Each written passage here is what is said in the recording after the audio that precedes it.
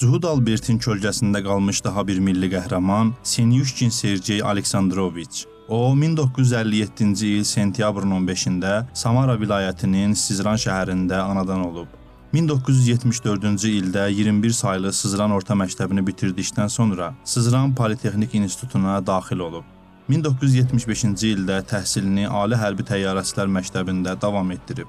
1989-cu ildə o, Zaqafqaziya hərbi dairəsindəki hərbi hissələrdən birinə komandir müavini vəzifəsinə təyin edilib. Sergey Aleksandroviç birinci dərəcəli təyyarəçi, paraşüt idmanı üzrə ustalığa namizəd idi.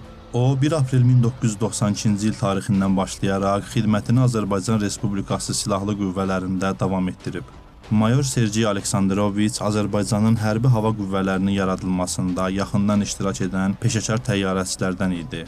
O, təlim məşq mərkəzində Mi-24 döyüş helikopterlərinin uçuşlarını həyata keçirmək üçün hərbi xidmətə gələn mülki təyyarəçiləri hazırlaşdırır və onlarla bərabər erməni işğalçılarına qarşı Qarabağda aparılan döyüş əməliyyatlarında iştirak edirdi.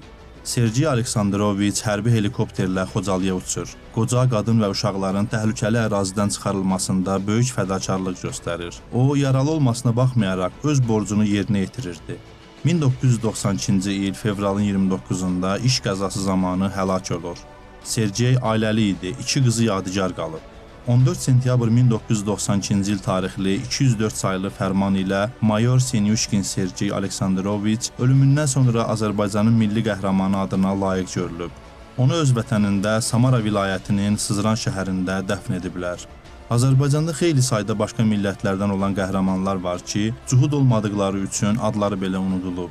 Azərbaycan hakimiyyəti üçün bu vətənə xidmət mühüm deyil, xidmət edənin milliyyəti mühümdür. Bir nəfər cuhuddursa onu təbliğ edirlər, adına əfsanələr qoşurlar, 10 milyonluq xalqı ona borclu çıxarırlar. Cuhud deyilsə, kimsə adını belə xatırlamır.